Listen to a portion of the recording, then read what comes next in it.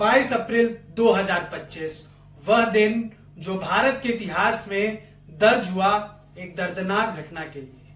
बैसरन घाटी कश्मीर का सबसे खूबसूरत जगह जहां पे लोग पर्यटन के लिए जाते हैं, जहां पे पर्यटक अपने जीवन से कुछ समय निकाल के जीवन जीने जाते हैं।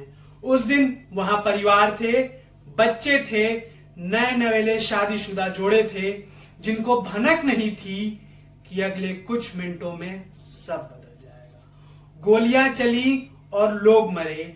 26 लोगों ने भारत के लिए शहादत दी। वे शहीद हुए अपनों के सामने, सपने टूटे, पूरा देश सदमे में था और देश गुस्से में था। वो वहां पे चिल्ला के दम तोड़ दिए और पूरा देश में हाहाकार मच गया। पर कुछ चीजें बिना चिल्लाए, बिना हल्ला किए दम तोड़ दी। दम तोड़ी भारत की अर्थव्यवस्था, दम तोड़ी आपके पैसे, खत्म हुए आपके बचत के पैसे और भारत की अर्थव्यवस्था को एक झटका लगा, जो मैं आज नंबर्स के साथ प्रूफ करने जा रहा हूं। मैं आपका दोस्त और होस्ट लौटा हूं पास द पावर के एक नए एपिसोड में, जहां हम बात करेंगे कि आतंकवाद का बिल कौन भरता है, कौन भरता है उन गोलियों के लिए पैसे जो हमारे देश के सेना के ऊपर चलते हैं, जो हमारे देश को छलनी करने के लिए एक टेररिस्ट ग्रुप चलाता है एक देश के द्वारा बैक किए जाने पर। तो चलिए शुरू करते हैं। तारीख 23 अप्रैल 2025। सबको लगा आतंकवादी हमले के बाद मार्केट गिरेगा, पर मार्केट उठा। 80,000 के ऊपर जाके सेंसेक्स बंद हुआ और सबके दिलों में एक सुकून बैठा, पर सुकून झूठा था। 24 अप्रैल को मार्केट खुला और गिरा 315 अंक और लोगों के दिलों में एक डर बैठ गया कि उनकी बचत अब खाक होने लगी थी।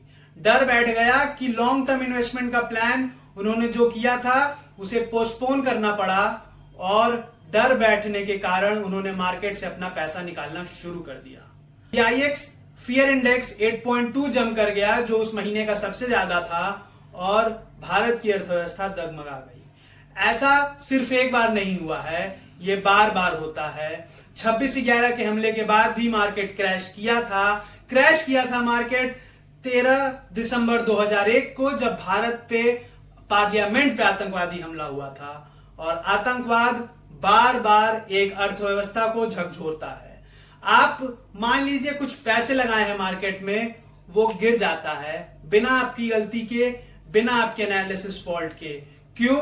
क्योंकि आतंकवाद के कुछ सरगना दूसरे देश में बैठ के एक बटन दबाते हैं आपके देश को कंगाल करने के लिए, आपके देश में हाहाकार मचाने के लिए। पर इसका बिल और इसके डिफेंस का बिल कौन भरता है?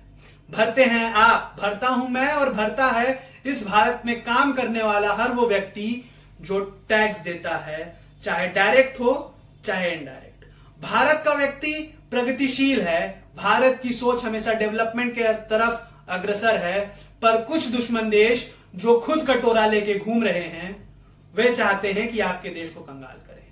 पिछले साल 7 मई 2025 को जब ऑपरेशन सिंदूर हुआ तो भारत का मार्केट रिकवर किया, 692 अंक हम ऊपर गए और भारत ने अपने आप को रेजिलिएंट दिखाया बॉर्डर पे भी और रेजिलिएंट दिखाया अपने स्टॉक मार्केट में भी। अब हम इस कहानी में आगे बढ़ते हैं। टैक्स का पैसा जो जाता है भारत के डिफेंस बजट में। डिफेंस जरूरी है, पर कुछ आतंकवादी संगठनों और कुछ देशों के कारण यह डिफेंस बजट भारत का हर साल बढ़ाना पड़ता है। लगभग 40 करोड़ की एक मिसाइल दागी गई थी ऑपरेशन सिंदूर के समय, और कई सारी वो मिसाइलें पाकिस्तान की तरफ दागी गई। क्या वो पैसा भारत में होता तो उसका क्या होता, यह आपको बताने की जरूरत नहीं है। लगभग 7 लाख करोड़ का डिफेंस बजट है भारत का।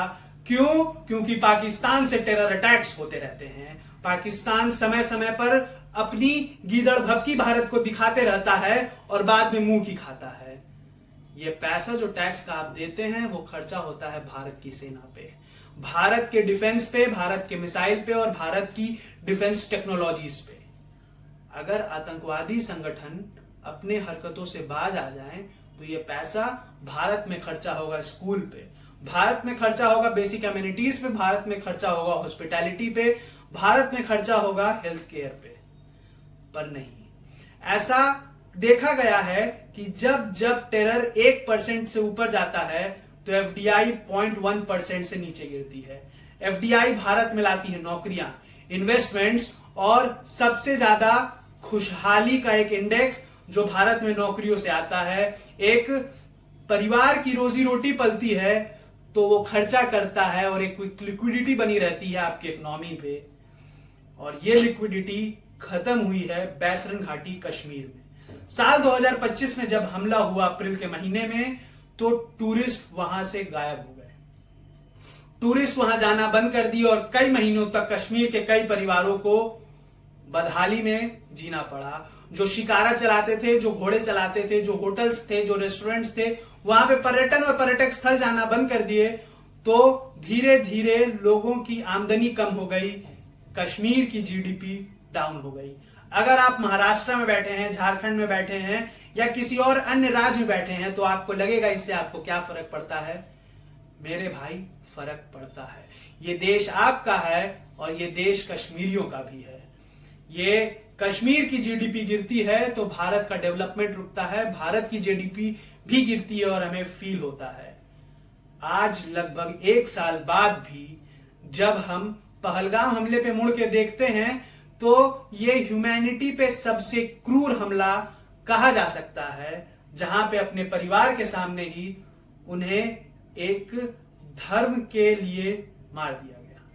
हम अब आगे बढ़ते हैं और ये समझते हैं कि कैसे एक आतंकवादी हमला आपके टैक्स के पैसों को पानी करता है।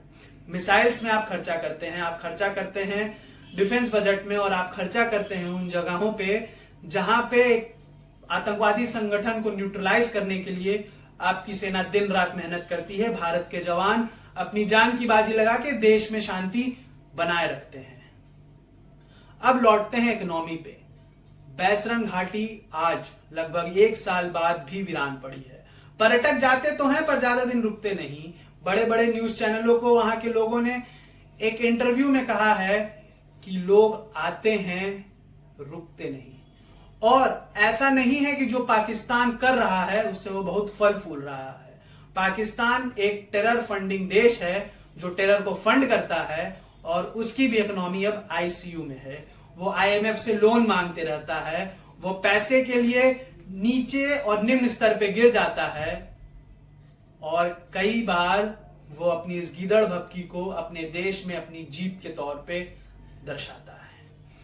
पाकिस्तान में डॉलर 280 पाकिस्तानी रुपए के ऊपर जा चुका है। वहां पे खाने के लाले हैं, वहां पे 48 घंटे तक बड़े बड़े शहरों में बिजलियां नहीं आती हैं, पर पाकिस्तानी आर्मी और आतंकवादी संगठन बार बार भारत पे हमला करने का प्लान बनाते रहते हैं। आपने मेरी पिछली वीडियो में भी देखा होगा कि अमरनाथ यात्रा को लश्कर तैयबा के हैंडलर्स ट्रैक कर रहे हैं। वो ट्रैक कर रहे हैं उन पर्यटक स्थलों को जहां गर्मी में लोग जाते हैं अपने जीवन जीने के लिए, खुशहाल रहने के लिए और घाटी की इकोनॉमी को बढ़ाने के लिए। अगर आपने मेरी पिछली वीडियो नहीं देखी है तो कृपया चैनल पे जाएं, उसे सब्सक्राइब करें और देखें कि क्या हो रहा है भारत पाकिस्तान बॉर्डर पे और कैसे बदला है घाटियों में समीकरण इस 1 साल में। कुछ दिनों बाद इस ऑपरेशन सिंदूर की 1 साल होने की तारीख है और मैं पूरे भारत के तरफ से सेना का अभिवादन करता हूं कि वो दिन रात लगे रहते हैं हमारे देश को शांति प्रिय बनाने के लिए, हमारे देश में शांति स्थापित करने के लिए। मैं पास द पावर की तरफ से उन्हें नमन करता हूं और ऐसी ही वीडियोस के लिए हमारे साथ जुड़िए, लाइक करिए, कमेंट करिए और बताइए कि क्या आपको पता था कि चोरी छुपे पाकिस्तान आपके पैसे लूट रहा है, आपके पैसे बर्बाद कर रहा है और आपकी देश की जीडीपी को गिराने में एक काम कर रहा है। जय हिंद, जय भारत।